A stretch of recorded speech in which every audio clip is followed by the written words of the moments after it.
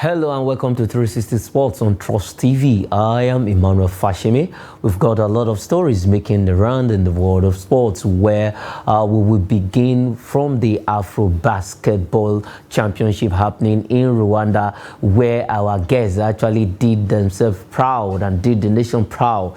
They actually, in fact, they whitewashed the host, the Rwandese women's basketball team in that particular encounter. It ended 79-48 right there in Rwanda at the EBK Arena, and it was a good one for our girls. These were girls that actually didn't play any tournament, that is the league championship in Nigeria, for 2 good years before going to Rwanda, that is in Kigali. But right now they have shown that yes, they are the best. That is why they are the defending champions, and they did not lost any game since the beginning of this championship, and now they are into the final to defend that title, the last one. And again, they've already gotten a spot in the pre-Olympic qualifiers, which is a good one for the D Tigresses.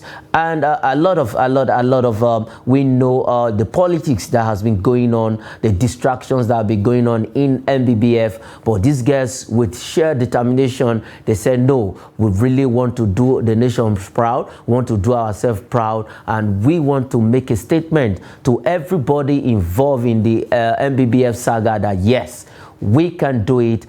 All you need to do is to put your house in order, and we'll give you the ghost. I'm not alone on the show. I have Olawale Peters joining me. Olawale Peters, quickly, I guess I can see you are beaming with smile this morning because of that victory coming from the D Tigress right there in Kigali, Rwanda, where they actually blew the host away. 79-48 was the total score. It was a total, how will I say, bulldoze, a total whitewash of the host, because they are the host, but they were beaten at their home ground. Olawale Peters. Okay, thank you, Emmanuel, and thanks for having me.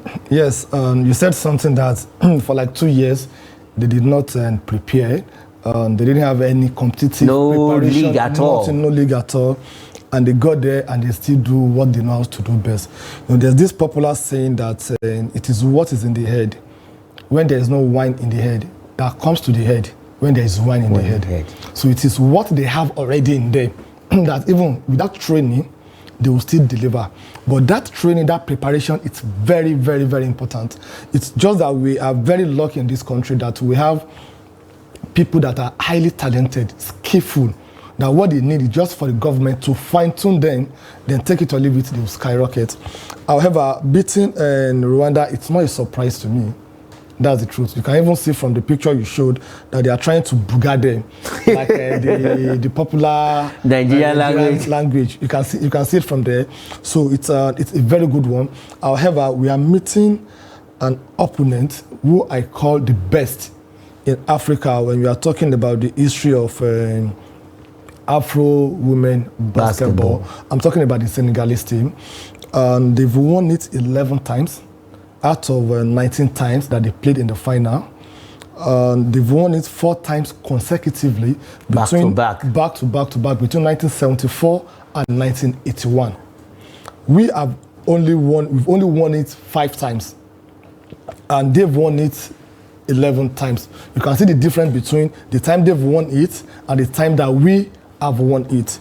However, we've met them only on 2 occasions at the final.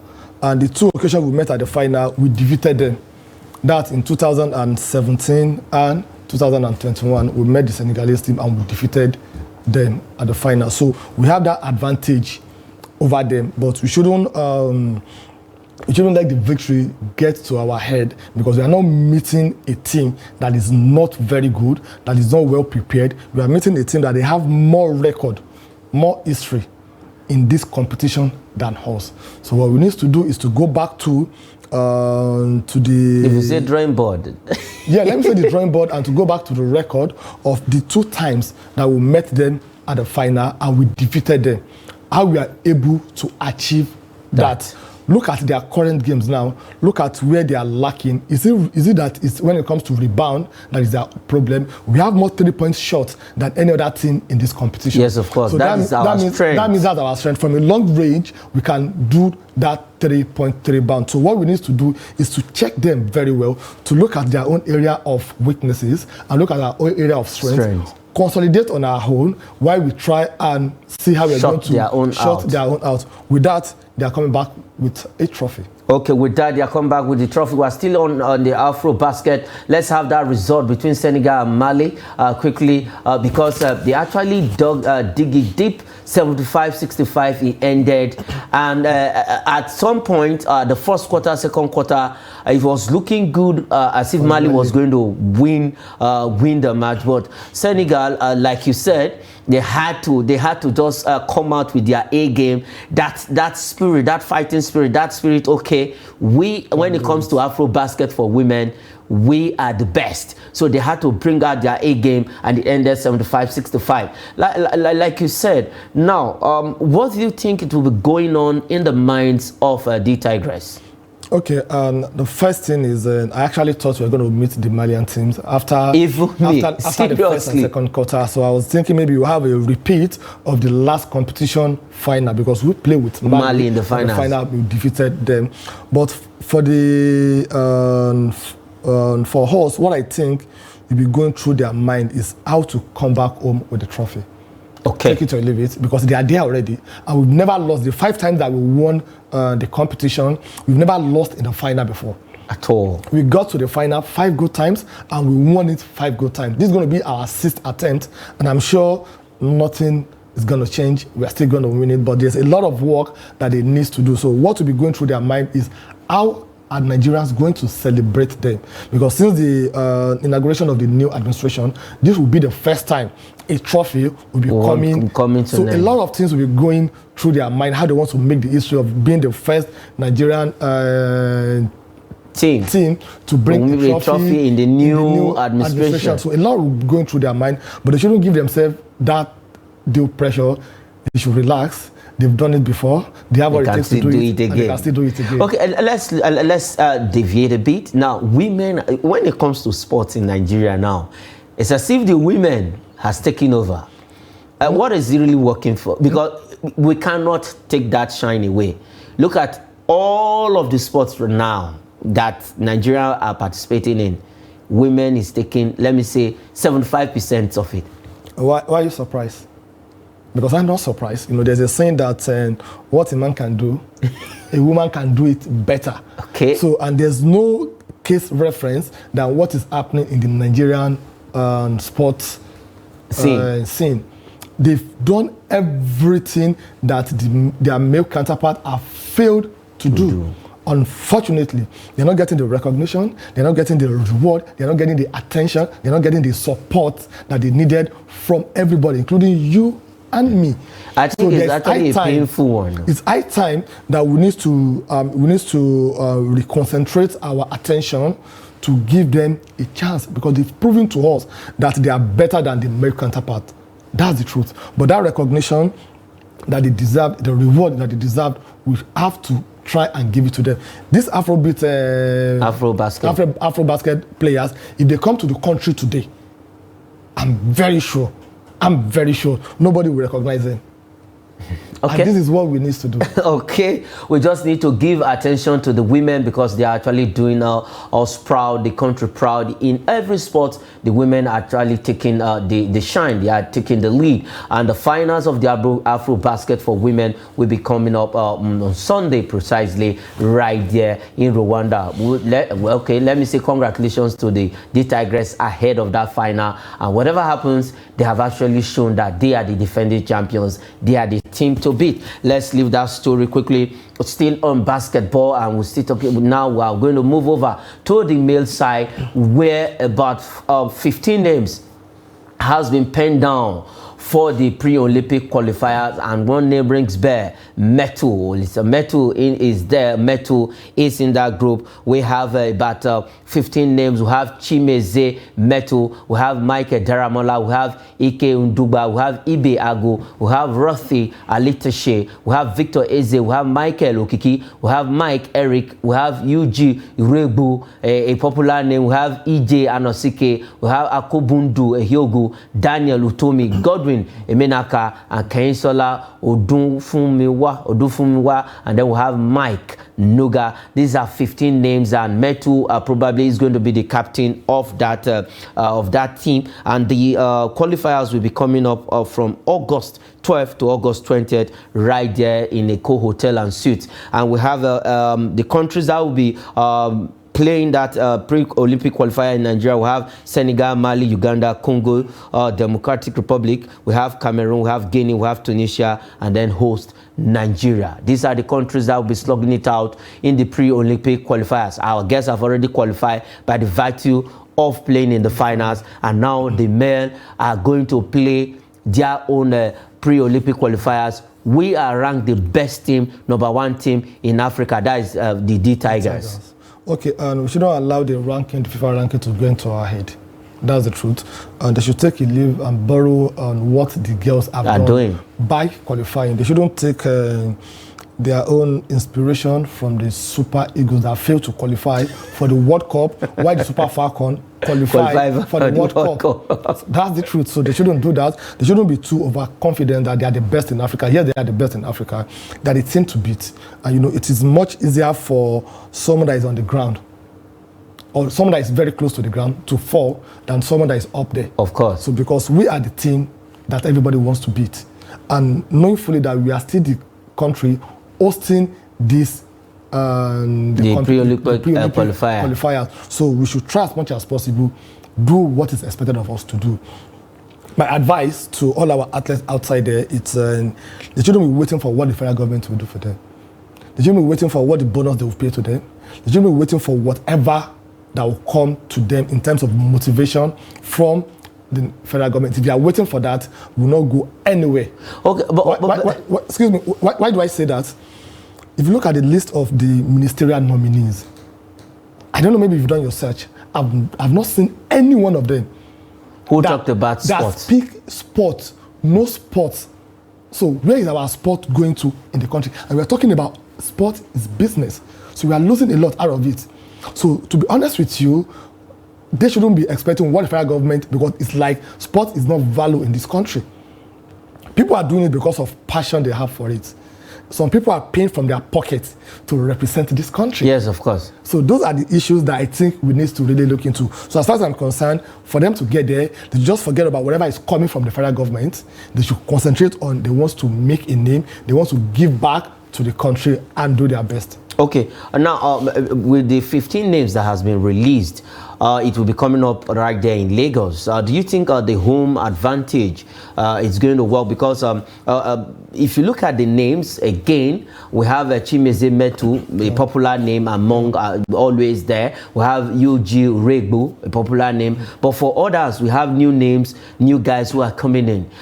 Do you think this will really affect the team? Because the last Afrobasket where D Tigers went to, in fact, bulk of those basketballers are not here. Yeah, it's an opportunity to give others to shine. And we're talking about a population of over 220 million. So, and we are sports-loving country in this country. So it shouldn't be a regular shirt for you alone. So if there's no competition, everybody would think that if I come to the camp 2 or 3 days, they'll be waiting. Just put me in there. No, so I think it's a good one, and especially for people that are hungry, that wants to make a name for themselves. So I think it's not going to be an issue as far as I'm concerned. Then number 2, on the issue of the home advantage, where's Rwanda in the women Afrobasket basketball that they are playing? They are back at home. So where's New Zealand in the World Cup that they are playing? Even Australia, they sweated it out before they got. So there's nothing like home advantage again. Okay, that's the truth. You can be beaten right at your backyard. Left, right, center, they'll beat you. Yes. What about Qatar? During the Qatar World Cup, Right? Right there. So it's not about home advantage. In fact, the pressure on you being being the host country is even more than those who are coming to play with you. So if you don't have that. All right, no more home advantage. All what they need to do is to just put their acts together and get the pre-Olympic qualifiers up and running. Actually, the D Tigers were at the last Olympic, that was in Tokyo, and the female also, the women's basketball national team was also there. This time around, we are going to have another chance to be in Paris 2024. With that, let's leave that story and head straight to the World Cup, where a lot of surprises is actually happening. The way we saw in the male World Cup, now we are seeing the same thing in the women's World Cup, where debutants are no longer debutants. They say, hey, we came and we saw, we want to conquer and we want to do well. Morocco, through to the round of 16, first time ever in the World Cup. Now they are in the round of 16. The almighty Germany bow out of the competition just like that. Not only Morocco, we have other debutants. Jamaica also did their own. Now, but let's talk about our own African sister, because that's our own. For the first time they got to the World Cup, now they are through to the round of 16. Somebody made a statement that it's as if Morocco is now loving the World Cup. Okay, I recall last week during the show, I said them losing 6-0, it's not a big deal. It's their first time. And I'm very sure their next game they're going to improve. And that happened. Yes, of course. They only considered the 6 goals against Germany in their first match. But their next 2 matches, they won by 1-0, and they work on their defense by making sure that they did not concede any goal. The same German team. 2 clean sheets. 2 clean sheets. The same German team that walloped them 6-0, they did not even qualify from the group. They are way to Frankfurt now to Germany. So that is football for you. It shows that the MFA, that's the Moroccan Football Association, they are doing a lot of things that is right, that we need to copy from them, that we need to learn from them. Now look at their male counterpart. They've made history as the first to get African to the semi-final. To get to the semi-final. Why we are still celebrating our best performance in 1994. Is it best performance we are talking about? You are dribbling, best entertainment? No. Nobody is interested in your effort. What people want to see is the result, and they've given the result. Look at the Women Nations Cup. They hosted. They defeated Nigeria. But they had to sweat it out. It's not about sweating it out. What is the result? What is the end result? A penalty is a game of luck for anyone. No. I don't agree. I don't agree it's a game of luck. Okay. It's a game of practice. Okay. You have to practice the penalty taker, the goalkeeper, and your opponent also. Everything. They have their first 5 when it comes to penalty. You have to watch the video clip.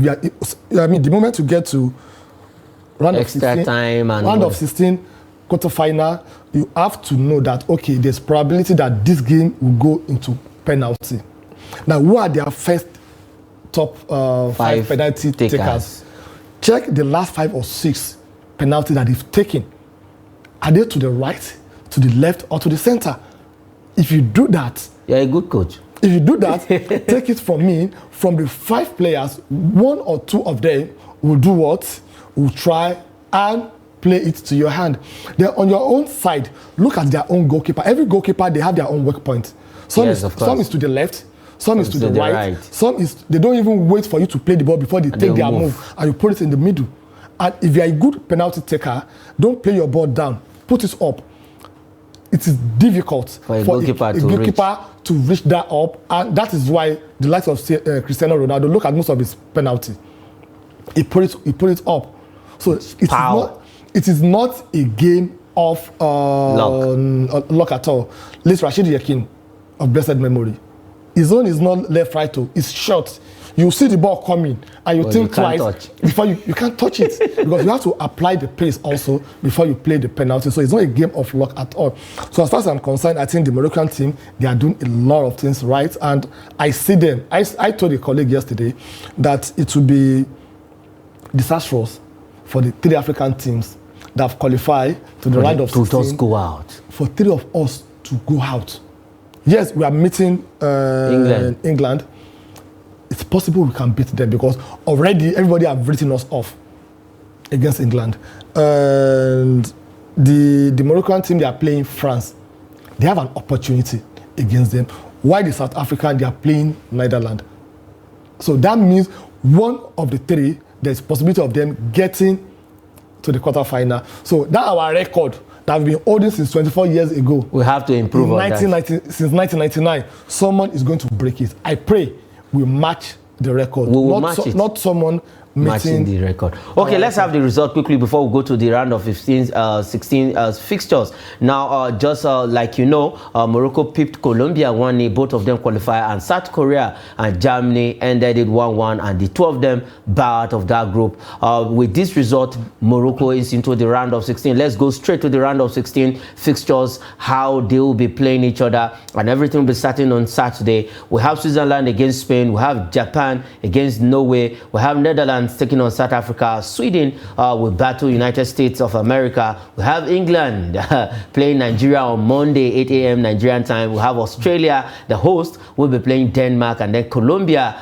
with their performance in 2 games will play Jamaica, another team surprisingly that makes sure that Brazil, they send Brazil packing, and then France against Morocco. I think France, Morocco, this is another cracker in the men's World Cup. It happened now. The women are meeting who's going to have the last. Let's look at that fixture before we go to Nigeria against England. Okay, and I'll give it to Moroccan team. That's the truth. I'm an African. I'm proud to be an African. I always. But we also have Africans in France. But France is in Europe or Africa? In Europe. Europe. So how will I live by African system and support an European team? No, they are neighbors. They know themselves. They understand themselves. But whatever the situation is, I'll go for the Moroccan team than the France team. And they will surprise you and they will shock you. They're going to do the unbelievable like they've done before by making sure that they qualify for the round of 16. Okay, now let's look at Nigerian game. Let's dwell on this. Then we'll now go straight to Netherlands, South Africa. Nigerian A England. These are our colonial masters. And yes, they have been talking tough. What can we actually do? One, I love what Randy Wardrum has done with our defense. Now, what can we do to get this win? At least with some because this time if you lose, you are out completely. So I know the English women too are wary of the Super Falcons. They also know what is coming for them. But what can we do? What can Randy Wardrum do to that team now to get the better side of England? Okay, the first thing is for us to have this belief that we can beat them. That's the first thing. The first psyche is that we can beat them. We can do it. That's number one. Number two, we should not play them with any respect. Okay. From the word let's go, we shouldn't respect them at all. Number three, we should change our tactics from what we played against Canada, Australia, and Ireland. We should go all out for them. We should go. They are very, very, very pacey. And when it comes to goal, so they should match man to man. Women to women. Okay. So, and to be honest with you, they are goal machine. They've scored 8 goals in 3 matches, and they conceded only 1 goal in their last 3 matches at the World Cup. While we scored only 3 goals and we conceded 2 goals. So that means there will be goals in that competition based on their trajectory and their history. And from our own history, we will concede goal also. So that's why I said what we need to do is to play them without any respect. We already have nothing to lose by losing to England. We're not losing to Jamaica, we're not losing to Burundi, we're not losing to Estonia. Or the smaller countries. So we are losing to the current European champions. So we should try as much as possible to give justification for losing. Or for beating them. Or for beating them in whatever the situation is. But to be honest with you, if we win the match, it will be a surprise. And it is possible for us to do that if the coach, Wandrum, knows what he is doing. So the ball now it is left to him. Because this is the time that his tactics, his skills, his competency, and ability to read game, introduce changes, make changes, comes to play. Okay. South Africa against the Netherlands, another team. They whitewashed Vietnam 7. Yeah, to qualify, and they topped that group. Now, what's the chances of South Africa also first time they are through to the round of 16? Okay, I think in South Africa they have what it takes. Netherlands is not that superb when you're talking about female football in the world. Like, you can't pair them together with France, you can't pair them with Germany, you can't pair them with the likes of England, Sweden, and co. So the South African also, in fact, they have more chances in getting to the round of 16 than Nigeria and Morocco. Okay, now let's go back to Nigerian's game. Your prediction, scoreline, before we take the last story on the show. Okay, you are really putting me on the spot, but I will say what is in my mind, and even though a lot of people may disagree with me, probably 3-0. Okay, 3-0. Against Nigeria. Against Nigeria. All right, Nigerians will come for you. Okay, let's quickly take this one. The consigns transfer, like this happening in Europe, is also happening in Nigeria. Goalkeeper Olorunleke named as new Enyimba captain after Noble's departure. And that is where we'll leave it on the show. Olawale Peters, thanks for joining me on the show. It's my pleasure being here, and Emmanuel, thanks for having me. All right, you say 3-0 against Nigeria. Okay, yes. That is it. Thanks for watching. I am Emmanuel Fashemi.